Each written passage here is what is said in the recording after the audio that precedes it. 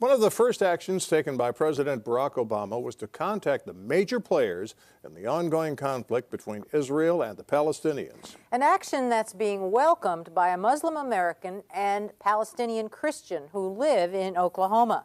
OETA's Jason Doyle reports both men feel optimistic about the future of the Middle East, but acknowledge much work still needs to be done.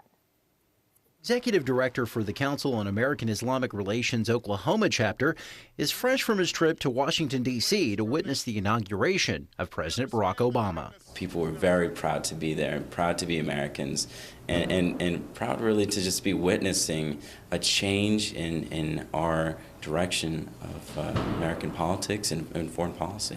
President Obama wasted a little time in taking action concerning the Middle East by visiting the State Department on his second day in office.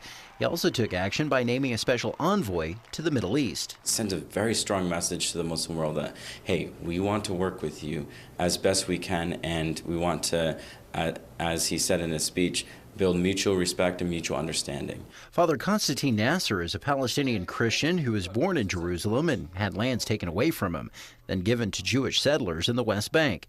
He feels optimistic about President Obama's early work toward reconciling the Middle East. I pray that he will succeed. He will bring peace into this world as much as he's able to do with his administration. We have to be optimistic. We have to pray.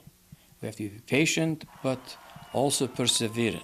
He says the whole story behind the Israeli-Palestinian conflict is not being told to Western audiences, and that the people want peace despite the conflict between their leaders. Father Nasser feels the moves already made by the Obama administration are a first step toward conflict resolution, but much work has yet to be done to bring peace to the area. We have to work very, very hard with new vision, new ideas. Maybe the president, I hope, with his new administration, can exert equal hand, not being forced with one hand and another, equal. Hashmi says Obama has shown empathy with both sides of the conflict, which could lead to bringing Israel and the Palestinian people together in the name of peace. He brought a new perspective to the table that was never really addressed by any American president thus far, and that was understanding that there's suffering on both sides. One thing is evident in the Middle East for Father Nasser: policy on all sides cannot continue to follow the same violent cycle.